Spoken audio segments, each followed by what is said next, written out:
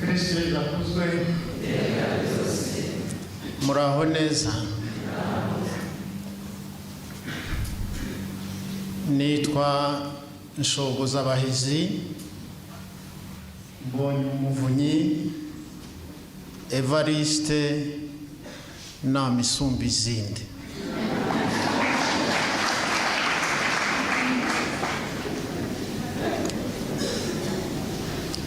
Ndi umukristo w'umugabo w'umunyarwanda. Umwuga wanjye ni uwo gufasha abantu kurenga ibibazo bitandukanye baba bahuye nabyo mu buzima. Nta kinyarwanda kiraboneka cy'uwo mwuga. Ni umukliniko psychologist mu cyongereza cyangwa umupsychologue clinicien mu gifaransa. Uzatubonera ijambo tuzamuha prime. Ndashima Imana Data se umwami wacu Yezu Kristo wandemye akandinda akantoranya akangira umwana we muri Yezu Kristo umwami wacu, kuko yemeye ko mbatizwa mu rupfu rwe no mu izuka rye, nkaba umwana we bwite n'umugenerwa murage w'ijuru. Naharirwa ikuzo n'icyubahiro uko ibihe bihora bisimburana iteka. Amen. Alleluia. Amen. Ayo mashini baraye Imana ni make cyane pe.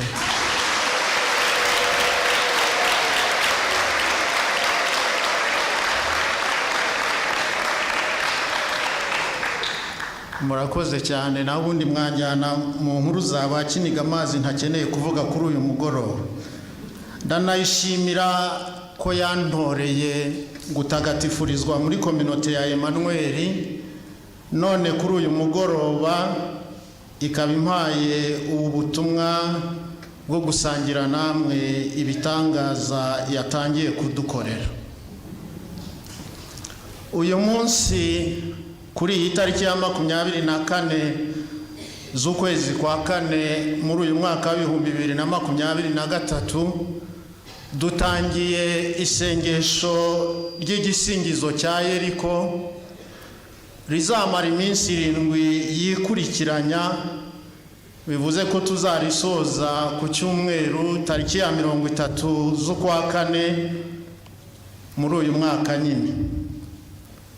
Wowe uri hano aka kanya ndagushishikariza kuryitabira udasiba, kuko hari umugambi Imana igufiteho. Irashaka kuwusoza muri iri sengesho, ndetse unatumire na bagenzi bawe bose ushobora gutumira, nabo baze bakire ubuntu bw'Imana n'umugambi ibafiteho. Reka rero dutangire twibaza ngo ese igisingizo cya Yeriko ni iki? Kugira ngo tubyumve neza, reka twibukiranye twihuse ibi bintu bikurikira. Mu ijambo ry'Imana Bibiliya mu gitabo cy'Intangiriro umutwe wa mbere duhereye ku murongo wa mbere dusoma uko Imana yaremye isi n'ijuru n'ibiriho byose mu minsi 6 ikoresheje ijambo ryayo. Buri munsi kavuga iti iki ni kibeho, kiriya ni kibeho, kandi bikagenda gutyo. Urumuri n'urubeho rukabaho, ibiti n'ibibeho bikabaho gutyo gutyo. Twagera ku murongo wa 26 tuba tugeze ku munsi wa 6, tukabona noneho itandukaniro. Imana igiye kurema muntu ntabwo yavuze ngo umuntu nabeho ngo umuntu ahitabaho, ahubwo Imana mu butatu bwayo butagatifu yagiye inama iravuga ngo noneho tureme muntu mu ishusho ryacu mu misusire yacu. Ni itandukaniro. Naho mu ntangiriro mu mutwe wa 2 umurongo wa 7 tukabona uko Imana yabigenje. Tubona ko yabumbabumbye muntu mu ibumba rivuye mu gitaka. Uwo ni umubiri nk'uyu mfite nawe ufite. Yego nkuko yabumbabumba ishusho ya Bikira Mariya murayibona iri hano barimo imbere. Ni ibumba riraho umuntu yafashe umwanya araribumbabumba rimera kuriya. Buriya se bavuga ko ari umuntu? Yego ntabwo ari umuntu.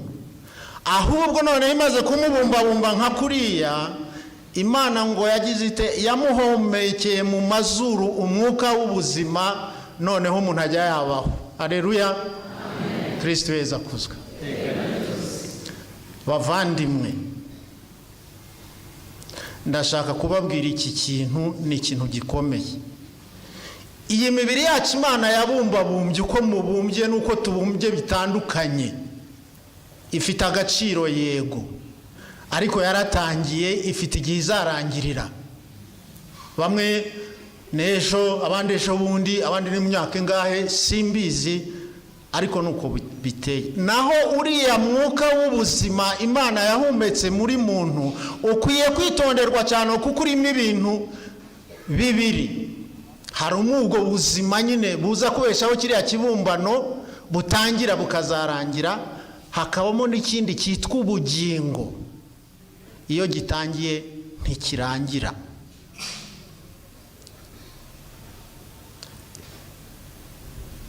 Aha rero niho hagomba kwitonderwa.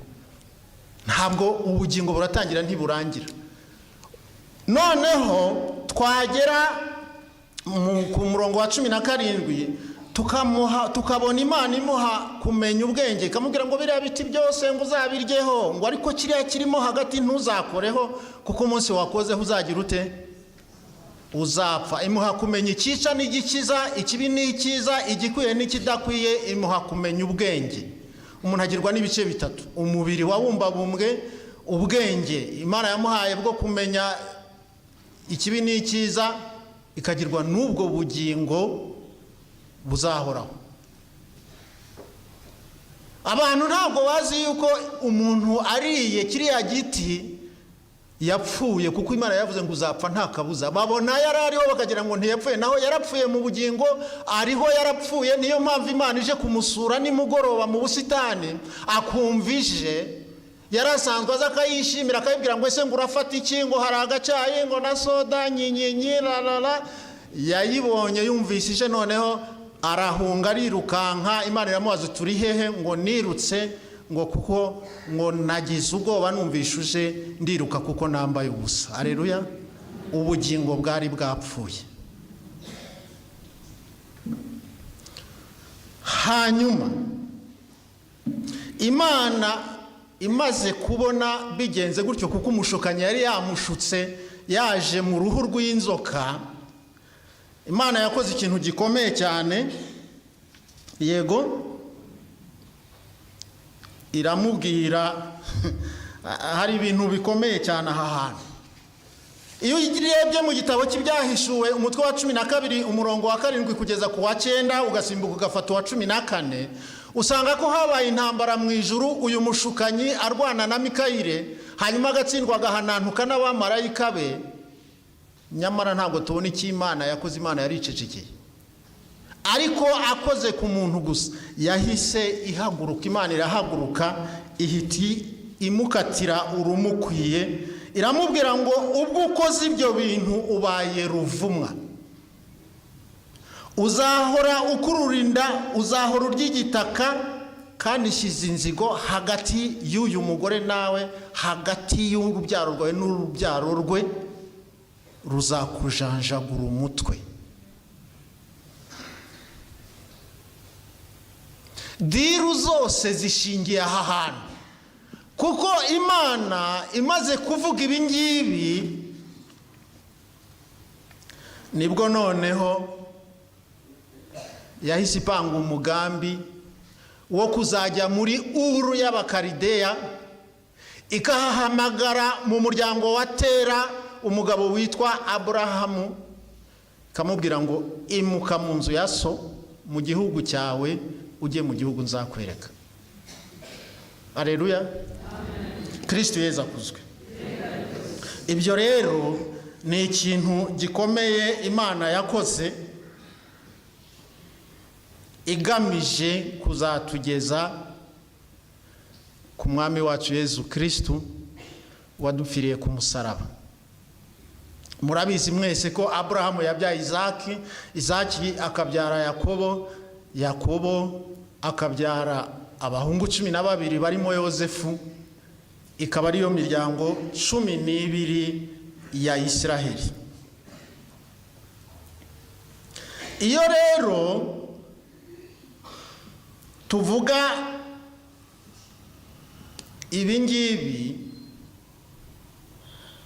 tubona ko Aburahamu yemeye Imana akimuka mu rugo rwa se, Imana ikamubonamo ubutungane. Hanyuma Imana ibwira Aburahamu mu gitabo cy'Intangiriro umutwe wa 15 umurongo wa 6 kugera ku wa 7, iramubwira iti nduhoraho wagukuye muri Uru y'Abakalideya kugira ngo nzakugabire iki gihugu. Iki gihugu muhasurinye. Yego. Aburahamu aramubaza ati nyagasani Imana nzabibwirwa n'iki ko nzagitunga?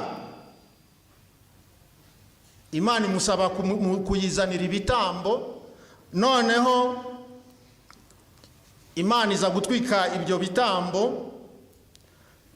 Ku murongo wa 15 kugeza ku wa 18 tugasoma ngo uwo munsi Uhoraho Imana agirana amasezerano na Aburahamu muri aya magambo ati iki gihugu ngihaye urubyaro rwawe kuva ku ruzi rwa Misiri kugeza ku ruzi rwa Efurati. Muracyumva icyo gihugu? Ni igihugu cy'Abakeniti, Abakenisi, Abakadimoni, Abaheti, Abaperezi, Abarefayimu, Abagirigashi, ibyo bihugu byose Imana yarabitanze ibiha Aburahamu. Hanyuma amaze kubyara Yakobo, uziko bamugurishije, akagenda agategurira uyu muryango uko uzarokoka kubera ko hateye inzara bimukira. Basuhukira mu Misiri, bahageze baza guhindurwa abacakara, babakorera jenoside ya mbere y'Abayahudi. Ntabwo ari ingiyi aba Hitler, ni Abanyamisiri bakoze bavuze ngo akana k'agahungu kose kavutse mugira muti hariko mana neka nindi wakumva ko afite uburenganzira bwo kuvuga ngo umuntu navuka Imana yamubumbabumbye ikamuhumekiramo umwuka w'ubuzima akabaho, wumva afite uburenganzira bwo kuvuga ngo uyu muntu mumwice? Uwo nindi?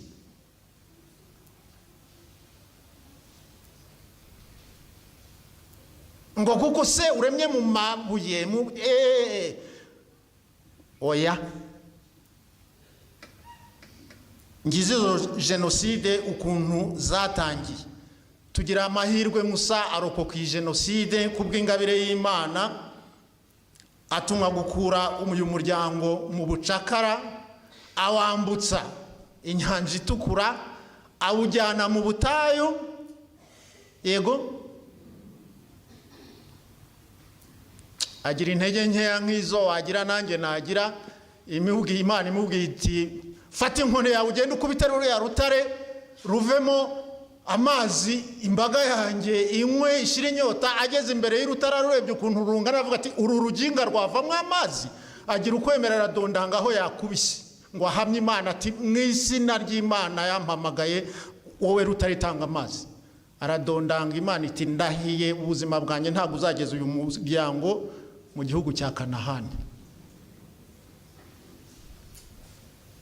Musa apfa bageze ku muryango wa Kanahani, bageze hafi ya Yorodani.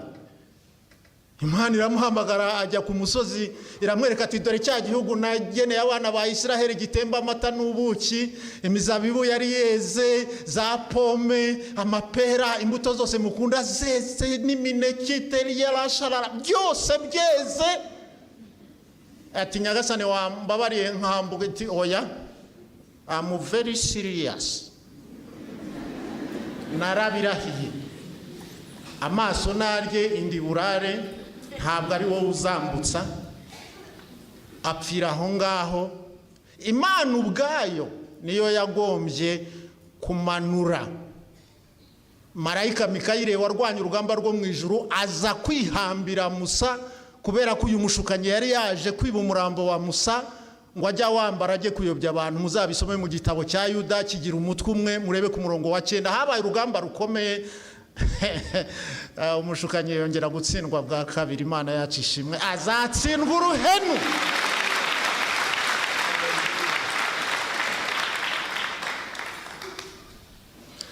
Hanyuma ihamagara Yozuwe iramubwira iti umugaragu wanjye Musa mutabonye agarutse yarapfuye, none rero ni wowe ugiye kwambutsa uyu muryango mukagenda mugafata cya gihugu cya ya masezerano, abahevuzi, abagirigashi, maca zose muzazitsinda, mufate iki gihugu nkuko nakibahaye nkagisezeranya Aburahamu, Izaki na Yakobo. Yozuwe ati karabaye, wowe wasimbura Musa. Imana yamubwira iti reka nkwereke, nzaba ndi kumwe nawe. Abantu benshi ntago babizi. Imana yakoze igitangaza hamwe na Yozuwe nk'icyo yakoze hamwe na Musa, kuko amanutse akamanura ubushyinguro bw'Uhoraho bugakandagira muri Yorodani. Yorodani yahise icikamo kabiri, amazi amwe hano andi amazi hano, Abayisiraheli bambuka ku butaka humutse. Imana yacu ishimwe. Iti nzaguhamya nk'uko nahamije umugaragu wanjye Musa. Bambutse rero, ubundi bakiri hakuno, Yozuwe akimara gufata ubuyobozi yarwanye n'abami b'Abahemori barimo uwitwa Sihoni n'uwitwa Mogogi, arabanesha, arabatsinda, afata igihugu. Imana yamubwira ngo ambuka. Noneho yambutse, noneho yagombaga guhita ajya gufata igihugu cya Yeriko, kirimo umujyi wa Yeriko. Karabaye. Noneho yohereza intasi ebyiri, ariko Mana mva tuzakuvuga. Yohereza intasi ebyiri, ziragenda zijya mu mujyi wa Yeriko. Zihageze zihasanga umudamu w'indaya witwa Rahabu. Zijyayo ziratata, arazihishasha. Zije gutata igihugu cye vrema. Ndasabira umugisha wose urambuye Abanyarwanda bagize ubutwari bwo guhisha abandi muri jenoside yakorewe Abatutsi muri 1994. Ntabwo byari byoroshye.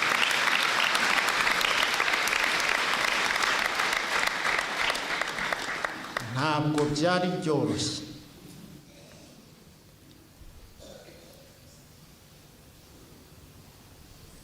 Hari n'abapfanye nabo.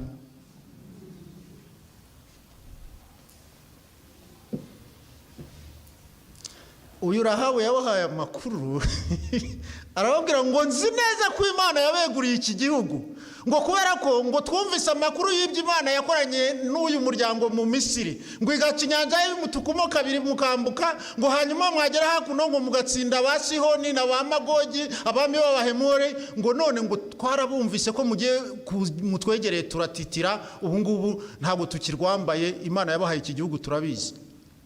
Izo ntasi zihageze, byaraye bigeze ibwami. Umwami yohereza Rahabu atizana abo bantu. Rahabu abazamura inzu, abahisha mu cyumba cyo hejuru, arenzaho ibishogoshogo, ubanza ibishyimbo byari byeze bamaze kubihura.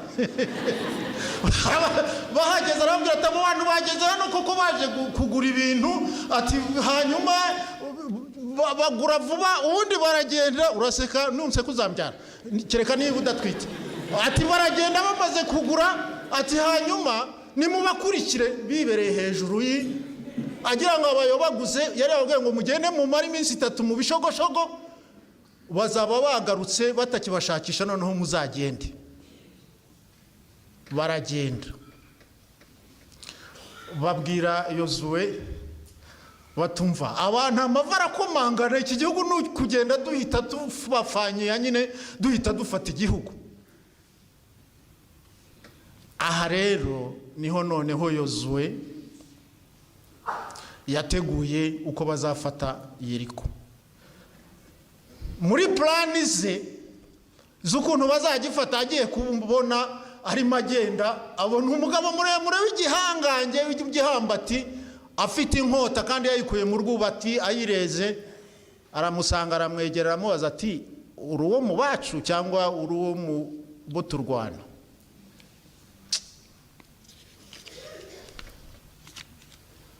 Aramubwira ngo jyewe ndi umugaba w'ingabo z'Uhoraho.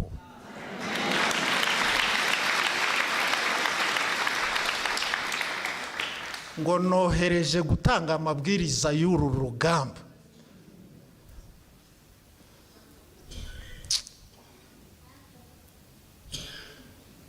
Ati ntago muzarwana, nta nkota, ntaki, wapi. Muzaheka ubushinyuguro bw'Ihoraho, ingabo zigenda imbere zigiye kurwana, hanyuma ubundi mugene musingiza Imana. Uragasingizwa Nyagasani, uri igitangaza, wadukuye mu gihugu cya Misiri, waremye Isaac na Abraham, Tarabadashari, barisingiza basingiza iminsi. Baraza kubidusomera ibi byose nirirwa nanabitinda, muze gukurikira, ndababonye se byose kugira ngo muze gukurikira isomo neza. Barangije basingije Imana nk'uko amabwiriza yabivugaga, iminsi 6 yose bazenguruka umujyi rimwe bakagaruka. Iminsi 6 yose nta kindi bakora ari gusingiza Imana gusa. Inkuta za Yeriko batinyaga kuko zari zicinye cyane, babona ntawa. Imana yababwira ati ku munsi wa 7, ariko Imana ishobora byose, mutumira abantu bose bazaza hano ku munsi wa 7 ku cyumweru dusoza. Ati noneho muzazenguruka 7, muze no kumpimira, mushyire mu gipimo igisingizo cy'uyu munsi, mu gipime muri bisingizo metre. Yego, hanyuma ku cyumweru tuzakube 7 muri bisingizo metre, bigaragare ko dusingije inshuro 7.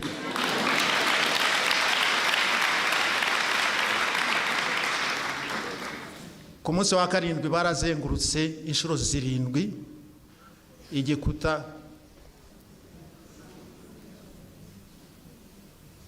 Igikuta kitura hasi. Ntago hakurikijwe amabwiriza y'urugamba rwo kwisi ya hapi, na amabwiriza y'urugamba rwo mu ijuru.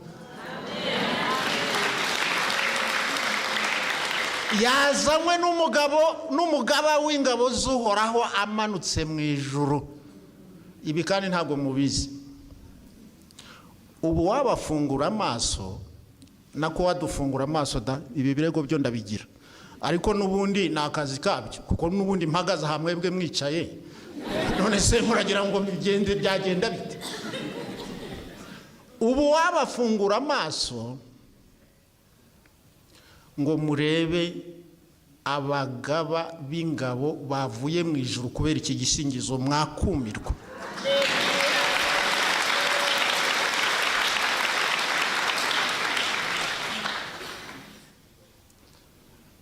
Hari umwami muri aba baginga b'abami wateye Israheli, noneho yajya ahagiye kunyura umuntu w'Imana Elisha akabwira umwami wa Israheli ngo warize kugutera kuri isaha banyura aha hantu ngo hashyira abantu bagira uko babigenza, hari ibyo tutavugira hano kuri altari. Noneho bahajya nyine bakasanga ingabo zabiteguye zikaba bafanye ya bya bindi nyine. Hanyuma ku nshuro nk'iya kangahe akoranya ingabo arababwira ati mwabashenerali mwe ko dukora inama ya komandoma ngo dutere ninde utuvamo akajya kubwira umwami wa Isiraheli aho turi bunyure. Baramubwira bati nyagasani nta numwe wabikora, atahubwo umuntu w'Imana uba kuri Samariya niwe ubwira umwami wa Isiraheli n'ibyo uvugira mu cyumba cyawe. Mwohereze ingabo zimufate, batari he, atari ku musozi wa Dotani. Yoherezayo batayo yose, baragenda baragota. Bamaze kugota, umuboyi wa Elisha abyutse yitwa Gehazi afunguye rido agiye guteka icyayi, asanga ingabo zagose imitutu yose yazasiraha zose irareba mu idirisha ryo kwa Elisha. Aramubwira ati muntu w'Imana wagiye kera kubusa noneho baradufashe matekwa. Elisha aramubwira ati byihorere, ingabo ziri kumwe natwe zararusha izabo bwinshi. Noneho Gehazi kubera ko atazibonaga aravuga ati noneho yacanganyukiye, barazirebye agira ubwoba ati karabaye. Ese noneho uracanganyuye, ati arasenga abwira Imana ati nyagasani muhumura amaso arebe. Imana imukora ku maso arahumuka, abona amashari y'umuriro n'amafarasi y'umuriro abakikije arushije inshuro zirenze izo wakwibaza babandi. Ashimira Imana. Ubu natwe wadukora ku maso ngo murebe ingabo z'ijuru zirahanga. Kristo yeza kuzo. Iki gisingizo cya Yeriko, reka twibaze ngo iki gisingizo cyageze gute hano kuri community ya Emmanuel. Turihuta tugiye gusoza, sibyo se?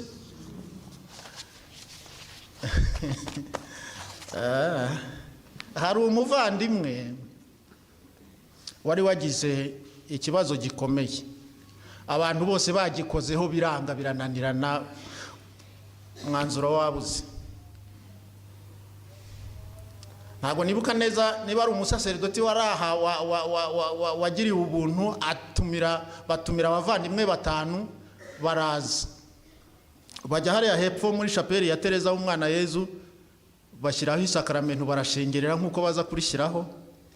Barangije basabye ijambo, babona iryo baza kudusomera ryo muri Yeriko nyine umutwe wa 6 ibikuta bya Yeriko bigwa. Barahaguruka basingiza Imana, basingiza Imana, basingiza Imana, bategereje ukuntu biri burangire.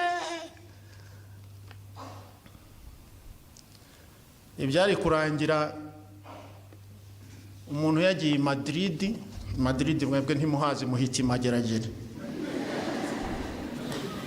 birangira atashiwe mu rugo.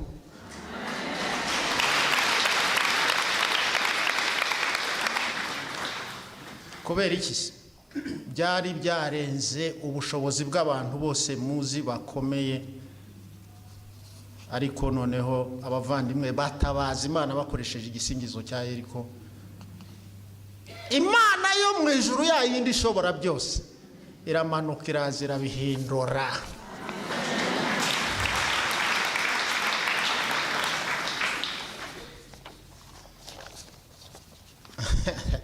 Uko mwicaye aha ubu ntabwo mufite ibintu byabananiye mwebwe ubwanyu, mwatabaje bene wanyu na bamwe bakomeye birabananira. Nabyo mufite genda bifite byinshi cyane, mwaje tukabihereza Imana ko ishobora byose, ko yamanuye n'abagaba b'ingabo zo mu ijuru mu bisingiza ibyo bintu tukabizamura. Ubwo si mbakoreye diru.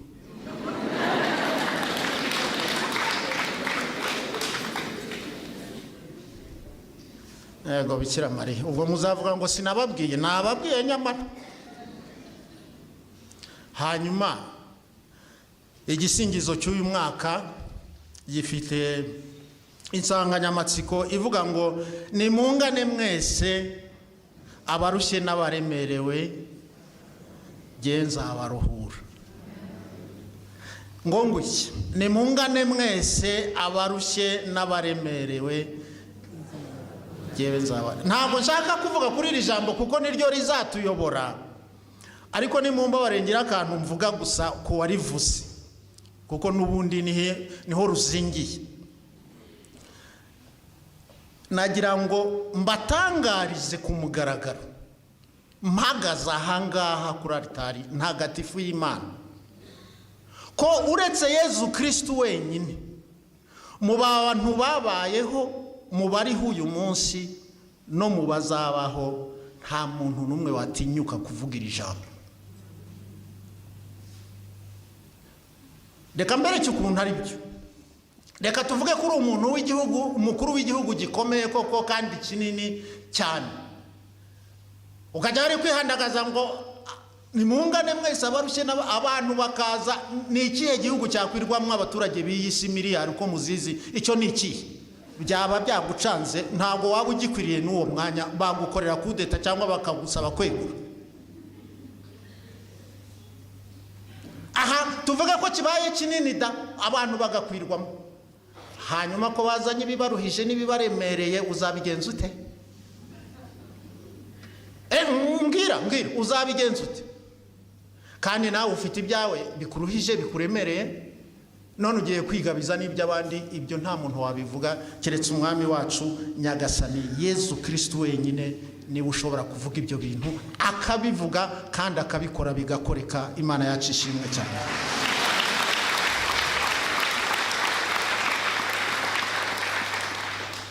Ntimugire ngo niwe wa mbere wabivuze. Twihuse tugana ku musozo, ibi byatangiye Musa akoranyiriza abayisiraheli bose ku musozi wa Sinayi. Yabanje kubategura iminsi 3 yose bameshe imyenda n'imitima n'iki, arababwira ngo Uhoraho azamanukira kuri uyu musozi. Bukeye mu gitondo abashoreye abajyanayo, inkuba zitangiye gukubita n'ibiki, baravuga bati bwira iyo Mana isubireyo, uzajya ujya kuyiturebera, twebwe nta washoboriza inkuba n'iki.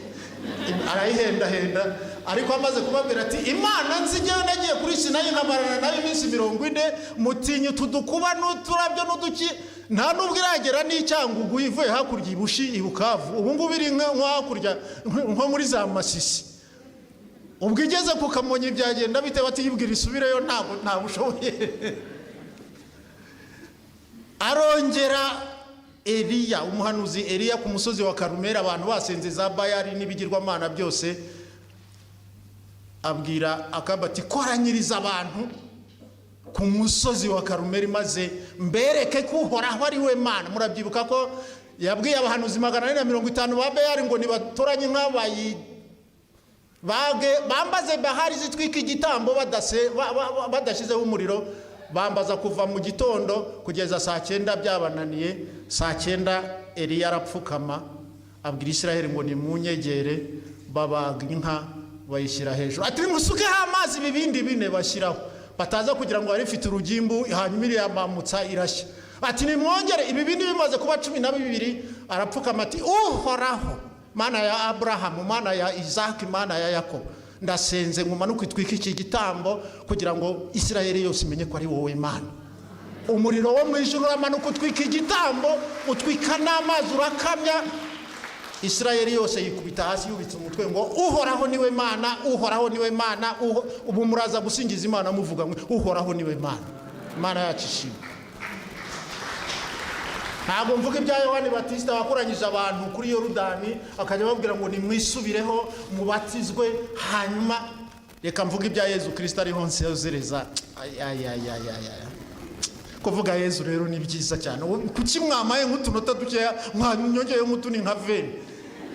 Iyo avuze ngo nimungane mwese abarushye n'abaremerewe, haleluya, je mpita mubona hariya ku musaraba. Murabona ari amaboko y'ukuntu ameze, ararembuza ngo nimungane mwese. Intimba zose ufite ku musaraba, intimba zose ufite ku musaraba. Kandi n'ubundi yarabivuze muri Yohani umutwe wa 12 umurongo wa 32 ngo nanjye nimara kwererezwa hejuru y'isi nzareshya bose mbiyegereze. Haleluya. Nimungane mwese kuko arabikwiye kandi arabishoboye. Uyu mwami nicyo yasigiwe amavuta. Ubwo rero kuza kumugana turabikora nk'uko abayisiraheli babikoraga, bahekaga ubushyinguro bw'Uhoraho bakagenda babikurikiye. Mwabonye ko hano barimo gutegura ubushyinguro bw'Uhoraho, ni Yesu Kristo mu isakaramentu ritagatifu. baramushyiraho barayimika isakaramentu, dufata akanya gatoya ko kumushengerera, niturangiza tuze kumwegera dusingiza Imana. Ndashaka kuvuga iki kintu.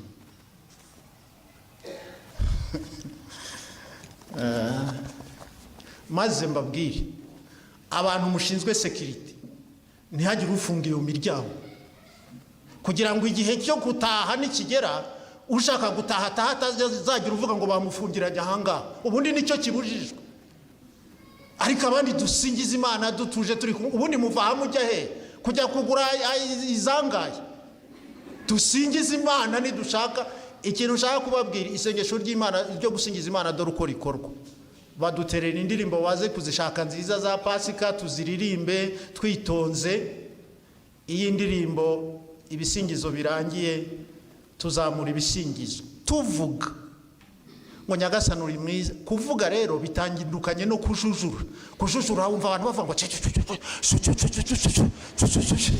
reka Nyagasani uri mwiza, uri Imana, wambukije umuryango wa Israeli, wamennye inkuta za Yeriko, ushobora kumena inkuta. Ubwo uratangira rero mugenzi wawe kuri ruhande umwihorere, yivugira ibikuta bye, nawe uvuga ibyawe nanjye mvuga ibyanjye, tubizamure. Imana hibera Imana nuko ibasha kutwumva twese kandi tuvugira icyayi. Ederi y'abashaka